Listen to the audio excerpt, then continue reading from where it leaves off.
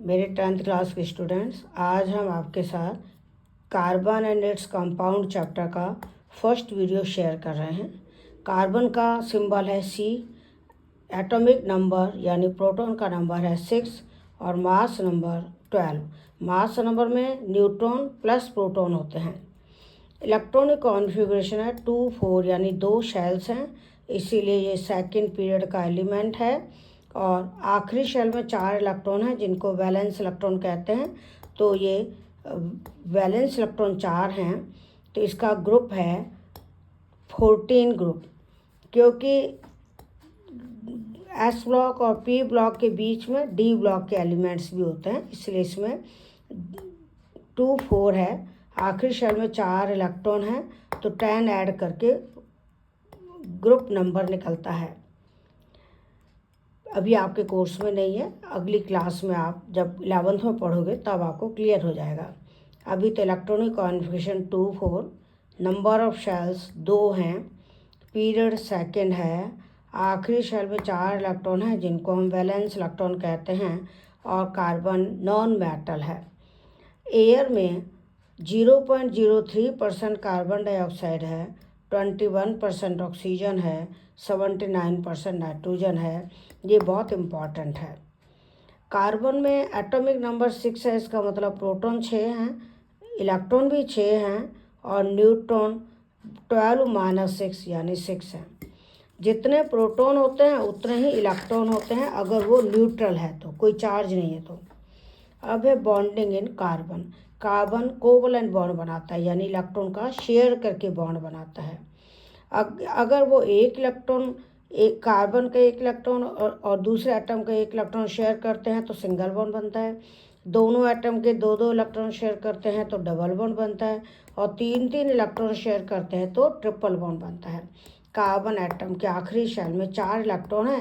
Carbon maximum 4 covalent bond बनाता है, क्योंकि कार्बन के आखिरी शेल में d ऑर्बिटल्स नहीं होते, इसलिए कार्बन केवल 4 बॉन्ड ही बना सकता है। चाहे तो चारों सिंगल बॉन्ड हो, जैसे यहाँ पर है, ये सिंगल बॉन्ड है यानी एक एक इलेक्ट्रॉन शेयर कर रहा है, ये मीथेन है। या ऐसा भी हो सकता है कि 2 सिंगल बॉन्ड हो, एक डबल बॉन्ड हो, यानी 2 जगह एक एक इलेक्ट्रॉन शेयर करें, एक जगह 2 इलेक्ट्रॉन शेयर करें।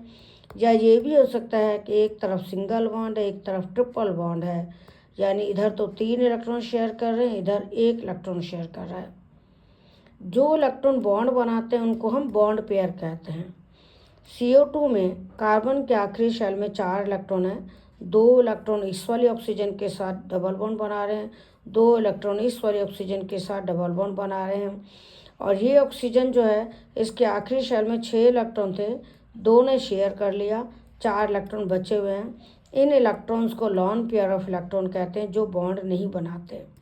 तो ऑक्सीजन पर 2-2 लॉन पेयर ऑफ इलेक्ट्रॉन है जो बॉन्ड नहीं बनाते, और जो बॉन्ड बनाते हैं उनको हम बॉन्ड पेयर ऑफ इलेक्ट्रॉन कहते हैं।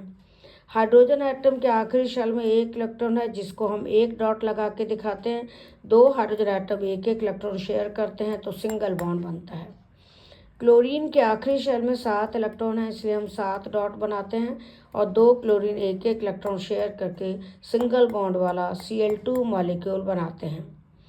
ऑक्सीजन एटम के आखिरी शेल में 6 इलेक्ट्रॉन है, 2 ऑक्सीजन एटम 2-2 इलेक्ट्रॉन शेयर करते हैं, डबल बॉन्ड बनाते हैं, क्योंकि ऑक्टेट पूरा करने के लिए ऑक्सीजन को 2 इलेक्ट्रॉन चाहिए।